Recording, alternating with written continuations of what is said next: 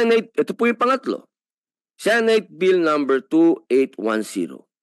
Ang panukalang ito ay naglalayong taasan ang mga multa sa mga lalabag sa sinasaad ng Safe Spaces Act or the Bawal Bastos Law.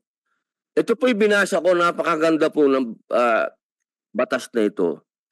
Habang binabasa ko po ito, ako ay talagang, wala naman po akong ibig sabihin, pero napakalapit nito sa mga katuruan sa Islam, yung distansya, bawal mo nang tingnan, bawal mong hawakan. Nakakatuwa lang po, ay iniimbita ko po ang mga taong bayan natin. Basahin niyo po ito. Talagang, ito, kailangan po nating malaman ito dahil bawal na po si Casanova ngayon. Alam niyo, may mga naging practice po.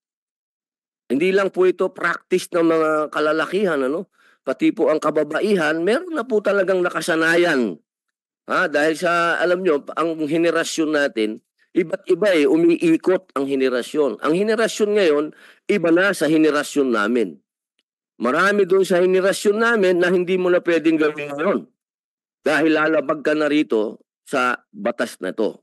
Kaya dapat po magkaroon tayo ng malawakang pagpapaliwanag dito sa batas na ito. Ito po ay tugon natin sa mga pahayag at patotoo na hindi iniinda ng mga kumpanya ang maliliit na halaga ng multa na nakasaad sa ating kasalukuyang batas.